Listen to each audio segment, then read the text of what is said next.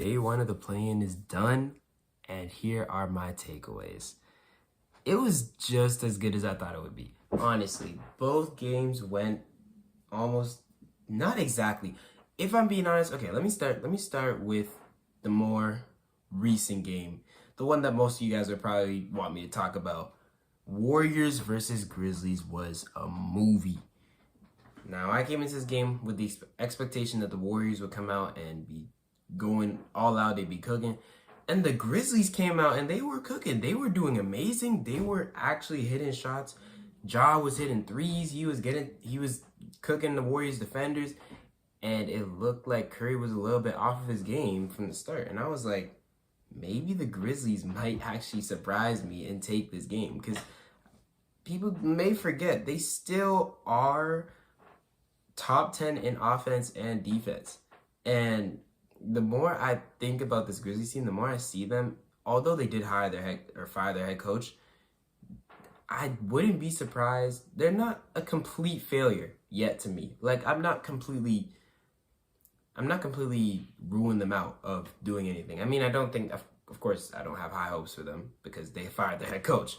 But what I saw today was pretty impressive. And even in the loss, Desmond Bane, let's talk about it. Because from the start of the game, Grizzlies started off great. And then the Warriors came and the Warriors were cooking. And the Warriors went up by 20 at one point. And at halftime, it was looking like, oh, the Warriors are just going to take this all the way and win it.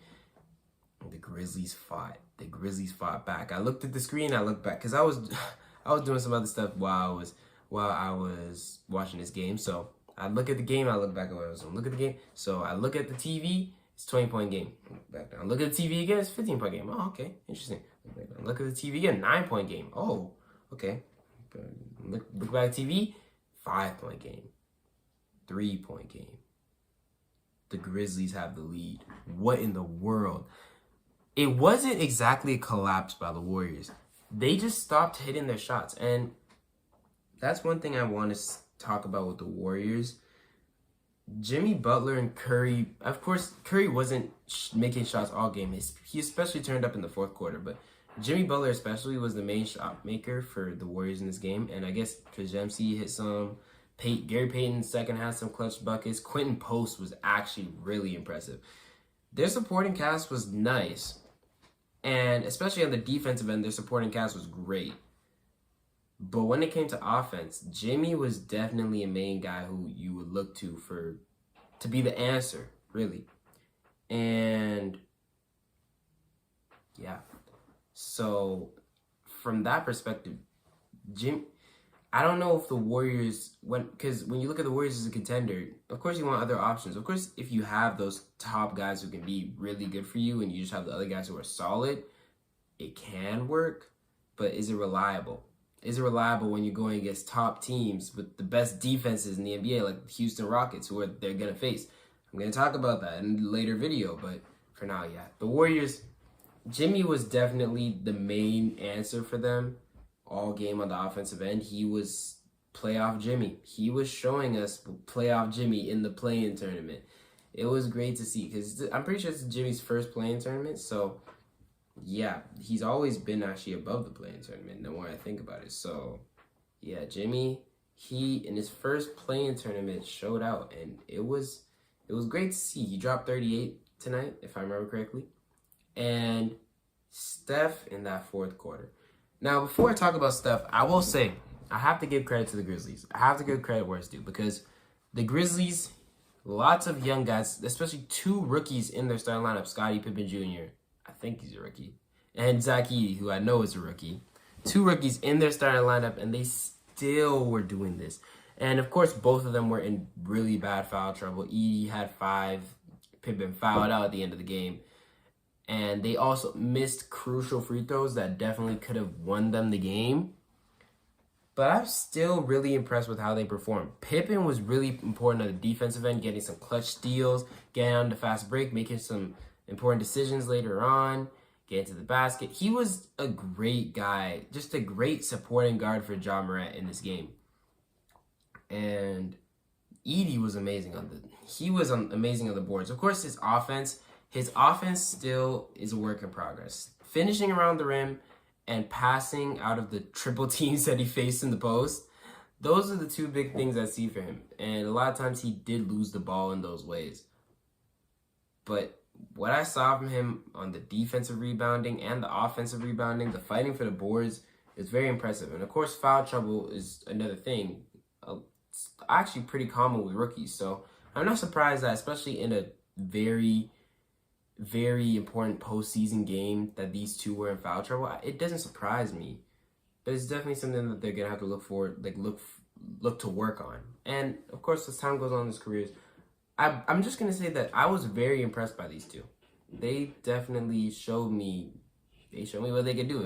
It was a very, very great game for Edey and Pippen. And although they did foul out, although they may have been part of the reason why the Grizzlies lost the game, I still think they showed out. And when the Grizzlies, if you really look at that Grizzlies roster, these are the 4 and 5 guys, 4th and 5th. Maybe I will have to point out Santi Aldama, because he was crucial.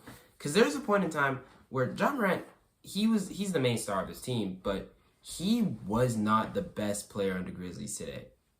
He was amazing. He was great. Ja Morant clutched buckets when they needed them. He was really, really good. But not even, I will say Desmond Bane was probably the best player. Santi Aldama put in work. Santi Aldama was a big, big piece of that comeback. Fighting for boards, hitting clutch threes, clutch shots, making great passes out of the post and to his teammates to get open looks. And it was just constant bombardment. It was insane. And I don't know what his specific stat line was. I don't have it in front of me. I could search it up, but since I don't really want to edit this video, I'm going to try to keep talking while I do that. Santi Aldama was great. Santi Aldama was really good. And just looking at this Grizzlies supporting cast, they all impressed me at some point. And of course, it wasn't deep. I don't expect this Grizzlies supporting cast to necessarily be deep, 10 deep even. But the fact that I could go 8 deep, maybe even 8 or 9 deep in the Grizzlies roster and have good supporting pieces to go around the top 3, it was great. And when it comes to that top 3, Jaren Jackson Jr. hit some clutch shots. Again, Desmond Bane. He was the engine behind the Grizzlies today. The only one of the Grizzlies' top 3 who's never made an all-star game. And also not a defensive player of the year like Jaren Jackson is. Not a superstar. Not generational. Maybe not generational, but like athletic superstar poster boy like Ja Morant is. Poster boy. You get what I'm saying. Not a franchise player like Ja Morant might be. But Desmond Bane really was out there hooping. Desmond Bane was really a big reason. There was a lot of plays. This game was very scrappy, very grit and grind, very all over the place, very you have to fight to win this.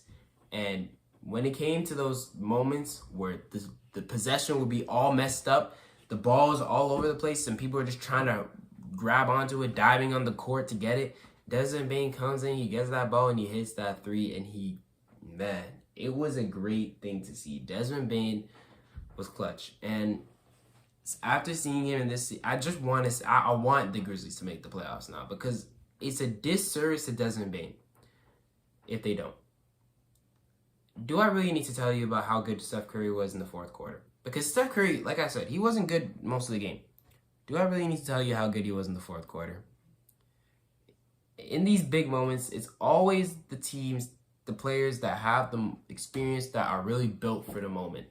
And surprisingly, it wasn't Jimmy. Jimmy is actually part of the reason the Grizzlies stayed in this game late, because he had a crucial turnover that got Pippen the ball that got him to make 1 of the 2 free throws. He could have made to tie the game. But regardless, it was Steph.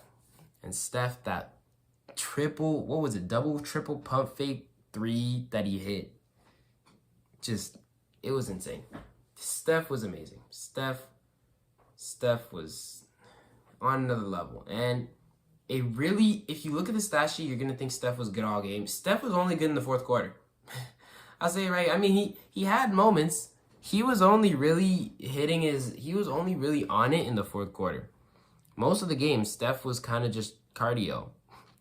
And especially on the defensive end, Steph can put in work. He can try his best. But he's become, the Warriors have had to take him out late in games because he's become a defensive liability, at least compared to the other guys they have on the roster. Speaking of the guys they have on the roster, Draymond got fouled out. So it was a very grit and grind game. A lot of interesting officiating from the refs. That's another thing I want to talk about. I'm not going to spend too much time on it, but I will say that the refs, I think, did affect this game in a way. Maybe with certain calls, the refs wouldn't have, because I'll look at it. The Grizzlies 20 of 23 from the free throw line. That's actually better than I thought they were. And the Warriors 28 of 34 from the free throw line. And one of those missed free throws from the Grizzlies was from Scottie Pippen Jr. in the last few seconds. That could have helped them tie the game and force the Warriors to make a shot instead of fouling. So it's just tough. But it is what it is. Honestly, I'm impressed. The Grizzlies played a great game. They actually shot way better than the Warriors, both field goal percentage and three-point percentage. Three-point percentage way better. And more rebounds. The Grizzlies, by all means, should have won this game. The real big reasons they didn't, I'd say, were crucial fouls in the end of the game and the turnovers. I will say the turnovers, because the Warriors, especially ever since they got Jimmy Butler, they're a turnover-forcing team. So I'm not surprised that they forced a lot of turnovers in today's game. But yeah, when it comes to those Warriors, man, Moses, I will say, shout out to a few guys, a few of those role players in the Warriors, Moses Moody, Gary Payton II, Quentin Post really was out there hooping. He only had 11 and 5, but still, he hit some clutch shots that had me thinking. And Moses Moody on the defensive end, his impact wouldn't be shown on the stat sheet, but he was also out here hooping. But yeah, on the offense, really the only guys you could rely on were Jimmy and Steph, and then you had the other guys who could just make a shot every once in a while, but it was mostly Jimmy, like 75 points from those two alone. Come on. It's insane. And on the Grizzlies end, like I said before, Edey, 17 rebounds. Santi Aldama, 14, 8 rebounds, 2 assists. Yeah. It was very, very impressive. It was a great game. It was an amazing game, very entertaining, very fun to watch, and I want to see this Grizzlies team in the playoffs. Grizzlies versus Thunder, I think, will be a more interesting series than of course, the Thunder is so good, so it might just be it could be a wash. It could be a sweep. You never know because the Thunder are that good, but I want to see the Grizzlies in a competitive series. So that's why I kind of wanted to see Grizzlies versus Rockets, because I was curious about how that would play out. I guess we won't be able to see it. Rockets versus Warriors is still poised to be a good series. And especially because I don't really know who wins that one. At least not yet. We'll figure that out. But yeah, I've already been recording for 13 minutes. I don't want to spend too much time on the Hawks Magic game. I really wanted to talk about the other game, but this game is still good. This game was good. I will say this game was good. Because coming out, I didn't watch this entire game like I did for the Warriors versus Grizzlies. But the Hawks and the Magic was still very, very... it's a 25-point game, so you might not think it was as entertaining, but the Magic scored 41 in that fourth quarter. And first of all, my predictions are actually just as I said it would happen. The Magic, it was exactly what I thought would happen, basically. It was exactly what I thought would happen. The Hawks on the defensive end were good, and the Magic on the defensive end were great. The Hawks on the offensive end were Trae Young, and the Magic on the offensive end were Paolo Banchero, Franz Wagner, and the rest of the team sometimes. Trae Young did not have much help on the offensive end. 28 points from him. The next best score was George Niang with 15. And then Mohamed, shout out another role player who gets a shout out today. Mohamed, I don't know how to say his name. They're saying Gay, but I don't want to. Mohamed, shout out to you, because he was really rim running he was playing good defense, rim running. He put up 12 points. He was fighting out there, and he was one of those role players for the Hawks who was actually putting in work trying to win this game. It just didn't turn out that way, because the Magic turned up. Their role players put in work. And it wasn't even, like I said, they have Paolo and Franz who are their two main options, but it wasn't even them all game. Wendell Carter Jr. and Cole Anthony and Anthony Black.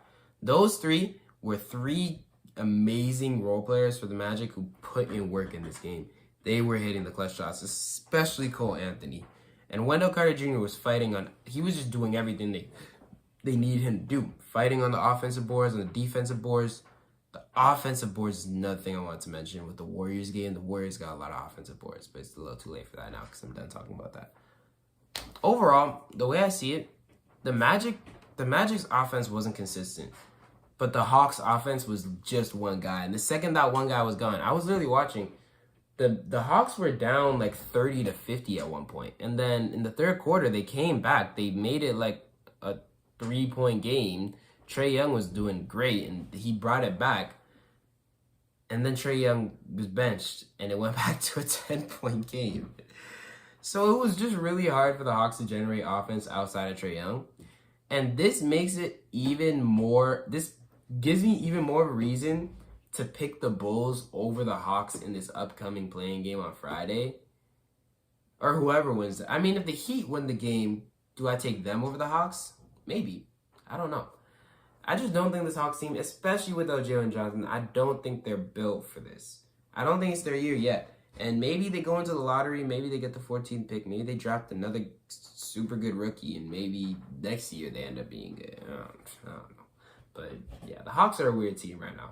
Regardless, the Magic showed out, and they will face the Celtics in the first round. And that's going to be, it's like both of these series, the Celtics series, first round series, is similar to the way I see the Thunder's first round series, where it's a team that's so good. But then again, the Thunder is different because the Grizzlies are a much better team than the Magic are. So I guess we'll see. Anything can happen. But yeah, I don't want to put my, if I'm a lower seed, if the Grizzlies pull it off that upset, I would honestly be, like, I'm not a hater on the Thunder or anything, but if the Grizzlies pull off that upset, that would be pretty cool. That would be pretty interesting. And imagine we just got another Grizzlies Warriors for a full series in the second round if the Warriors beat the Rockets and the Grizzlies beat the Thunder. Oh wait, no, that wouldn't be a second round matchup. I'm an idiot. Anyways, I've been yapping for 17 minutes about these games. It was very fun though. My predictions were right. You know what I'm saying? I guess we'll see what happens tomorrow. Tomorrow's games I don't think are going to be as interesting because, I mean, it's lower teams. But I feel like that Bulls game is going to be fun just because it's the Bulls. The Bulls have been a really entertaining team recently, and I feel like they're just the type of team that would push, make the 8th seed, and then win one game against the Cavs and just dip out. So, I guess we'll see. But that's all I have to say. I'm not planning, don't expect me to make these late night recaps every night because I don't think I'm gonna be able to do that. I could, but will I? Could I really? That's the question we gotta ask here. I don't know, but we'll see. Regardless, thanks for watching. Appreciate you if you made it this far. I mean, maybe you actually really enjoy watching me ramble on about basketball, so you know, you might as well subscribe, like for more, like, subscribe for more, whatever order you want to put it in. Ring that notification bell, the ding, ding, ding, ding. Okay, I'm gonna shut up. Thank you for watching. I feel like this is a video I could upload the raw version of, which makes me happy because I didn't stall anything. I just yapped consistently for the entire video. I'm 19 minutes in, so I think it's time for me to stop. I'm gonna go now, guys. Watch basketball because it was really fun tonight, and I expect more from the play-in. Even though tomorrow's games may not be. I mean, no, that Kings Mavericks game has potential, honestly. So, yeah, watch it because it's gonna be fun. I'm see y'all. Peace.